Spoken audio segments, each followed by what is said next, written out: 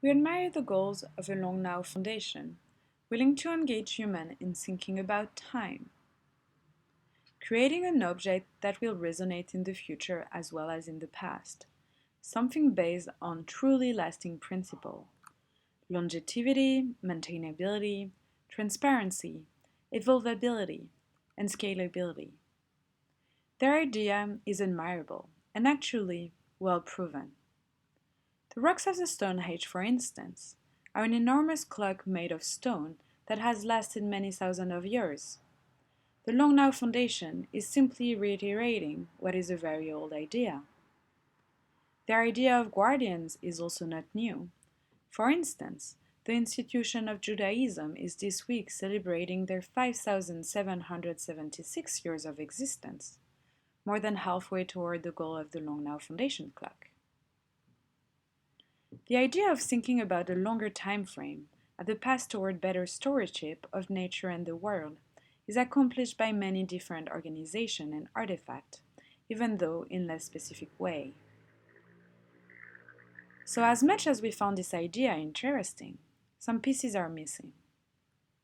First, the Long Now Foundation intends to help others think about time in the longest sense possible. They talk about time in terms of thousands or millions of years. However, through this, they cannot approach their implicit goal, which is eternity. Eternity exists only in the spiritual realm. Their innovation in the physical realm are decent, but can only bring them close to eternity. Second, they see the clock as an artifact of humanity or civilization, but this does not include the individuals. When humans engage with history, what fascinates us the most are the individuals. Think about Lucy, the Australopithecus human ancestor. Nearly everyone knows her by name. She's fascinating because she's an individual and therefore has a story that we could relate to.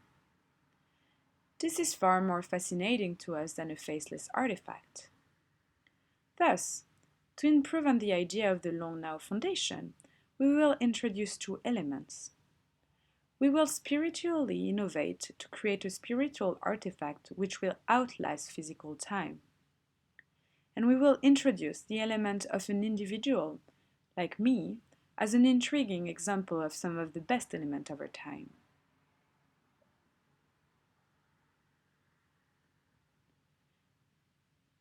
Ritual is composed of performance and face.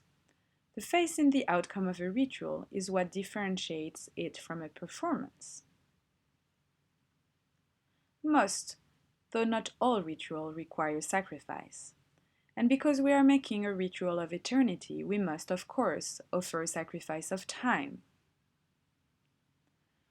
Although the spiritual artifact created in the ritual will have no physical shape, it will be anchored to a physical artifact in order to 1. Keep it anchored on Earth and preventing it from spinning into space, and 2. To make it easier for a human to interact with it in the future. The important element of the physical manifestation of our artifact are the use of a durable material and its intentional placement. If someone sees it, they know it is there on purpose and so will seek to investigate it. So for our physical artifact, we will use a small meteorite that is meaningful to me. It is a nearly indestructible material that has already survived many thousand years in space and many thousand on Earth as well. It is not large physically, but any human will be alerted to its presence when they sense the spiritual presence that will be placed there. In addition, we will place a drop of blood into the meteorite. So in the future, anyone studying the meteorite will find evidence of my blood and will be forced to wonder and investigate who I was. Also, by placing a piece of my spirit in the artifact, anyone who finds it will be able to sense some essence of my life and spirit and what it meant to be me, alive today. Thus, we are able to improve the Long Now Foundation efforts in two ways: creating an artifact that includes an individual story, and creating a spiritual innovation that will allow the experience of true eternity.